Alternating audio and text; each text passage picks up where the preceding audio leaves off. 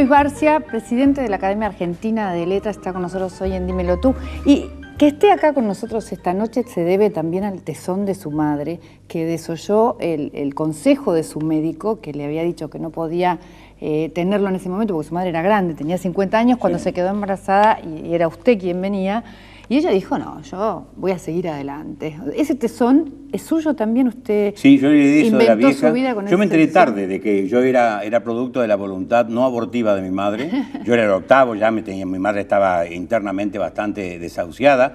Y no obstante me tuvo, bueno, y el último, no fui lobizón, somos 7 hermanos, porque había 2 mujeres entre medio, menos mal, si no los viernes me convertiría en otra cosa. Pero heredé de mi madre ese tesón por las cosas y la paciencia para trabajar en algo de mi padre.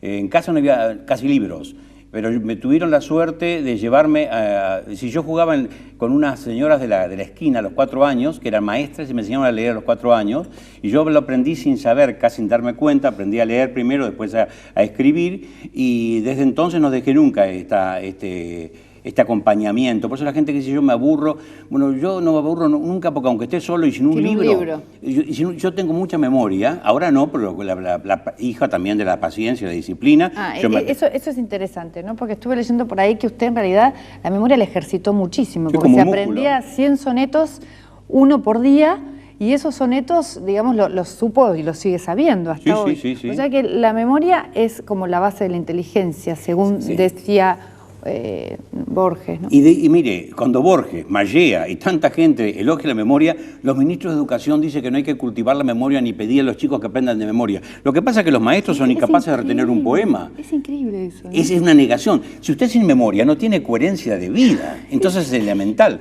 Yo me supe de pequeño que no iba a ser inteligente, entonces tendría que ser hijo de mi disciplina. Es muy bueno eso también, porque la inteligencia no es que viene de arriba, viene también de la disciplina. La disciplina, y sabe, la inteligencia para mí no es otra cosa que leer adentro de la realidad, como etimológicamente lo dice la palabra. Intellectum, leer adentro. Si no es manejar teorías. El hombre intelectual argentino es aquel que ve una realidad, supera la apariencia, la costra de la apariencia y va al meollo de la cuestión. Entonces, esto lo ejercité desde chico como disciplina. Aprendí cosas muy extrañas, como hipnotismo, como eso grafología. También, claro, eso es increíble, porque con toda esta disciplina y esta coherencia y este estudio permanente sobre la lengua, los libros y la palabra, además también se internó en el espiritismo, en la grafología y en una manera de conocer al ser desde otro lugar. Claro. Pero ¿cómo van esas dos juntas? Mire, le voy a explicar.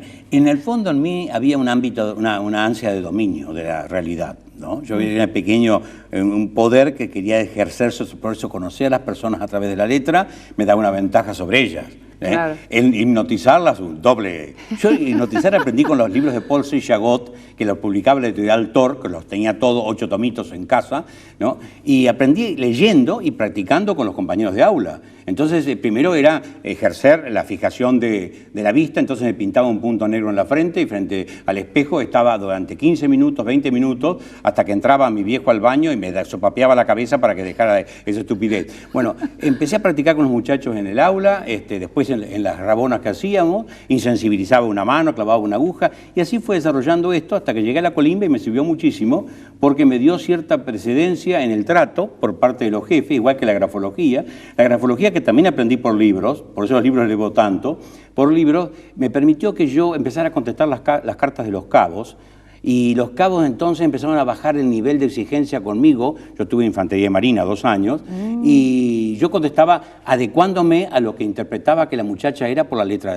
de la carta. Y esto venía muy bien porque eslaboné muchas parejas. Y ganaban. Sí, ganaban terreno además. Ganaban terreno. Tenían un saber que no tenía ningún otro. Por supuesto. Entonces todo esto me dio ventaja y a mí me dio además un sándwich a las 11 de la mañana porque comíamos a las 2 de la tarde por parte de los muchachos de los cabos de infantería que se avallaban en este epistolario amoroso que yo desarrollaba a partir de la grafología. La colimba en ese momento era como también un espacio de mucha disciplina, ¿no? Y de cómo arreglárselas, porque usted me está contando contando que tenía distintas maneras de arreglárselas para conseguir un sándwich, ¿no? ¿Cómo arreglárselas en la vida de una u otra forma? Yo creo que es una pena que se haya suprimido el servicio militar total, que yo creo que hay que poner un servicio militar corto, breve, humanizado, evitando los abusos que se daban, claro. Por supuesto. Pero yo era muy cocorito y aprendí muchísimas cosas en el servicio militar, a dominarme y no decir lo que no correspondía en el momento adecuado. Aprendí solidaridad con los muchachos que no sabían. Yo enseñé a 2 chicos a leer y escribir, y es una emoción, Mariana, a un pibe que tiene 18, 19 años, que empiece a articular vocalmente, a leer el diario y decir La Nación. Es realmente increíble, que uno no lo tiene cuando aprende a leer, pero sí cuando enseña a leer a otro, por ejemplo. Aprendí que allá hay mucha gente de pueblo mucho más valiosa que en el mundo intelectual. Mi viejo, cuando vine a estudiar, me dijo, ¿qué vas a estudiar filosofía y letras? En esa facultad hay gente muy rara. Efectivamente había gente no rara, rarísima, ¿no? Y aprendí también lo que era el cumplimiento de la palabra, porque yo hice un pacto con los jefes. Si yo sacaba arriba de 8 en los exámenes, me dejaban cursar. Entonces mantuve siempre notas altas y pude cursar. Eso al mismo tiempo al jefe le permitía decir, un conscripto puede cursar una carrera y hacer el servicio militar. Claro, tenía un programa de radio también, y el pobre Cabo Choren nos reunía toda la negrada amiga mía de la 224 de la compañía, y dice, ahora el dragoneante Barcia va a hablar por radio. Y yo empezaba, la poesía de Luis de Góngora y Argote, pobre gente escuchando eso, ¿no? Va a haber el año que viene un diccionario de frases, sí, de frases que son del uso popular, ¿no? Por ejemplo, la mano de Dios. La mano de Dios. Y lo traemos a Maradona en contraposición con que va a estar en este diccionario, y además hace poquito tuvo un exabrupto terrible ahí delante de las cámaras. Dijo algunas cosas que todavía nos seguimos riendo, pero bueno, usted, ¿cómo ves? ¿Va a estar en el diccionario? Sí, la mano de Dios está explicando claramente que es una frase de origen hebreo, que significa la presencia de Dios decisiva en las actividades del hombre. En realidad primero es el dedo de Dios, después la mano de Dios, esto aparece en el Antiguo Testamento, y a lo largo de la tradición quedó la expresión la mano de Dios, y él cuando lo entrevistan en 1986, después de haber hecho el gol con la mano, para justificar dice la mano de Dios. Es decir, lo que está diciendo Maradona con humildad en ese momento es que no hizo el gol, sino que Dios lo llevó a hacerlo. Después la iglesia maradoniana, que es un mamarracho como decisión, lo endiosa a Maradona, y el endiosamiento de Maradona por parte de no únicamente de la iglesia, sino de algunos medios, de autoridades deportivas y demás, ha llevado a que se crea él que es absolutamente libre de decir cualquier cosa, olvidándose que representa, porque esta es la clave del asunto. Él representa al país como nadie en un momento determinado, por su historia y por ser el director de la selección. Entonces, no debió nunca haber dicho lo que dijo. A mí no me sorprende lo que dice en cuanto a groserías, porque el que las pone en el diccionario soy yo.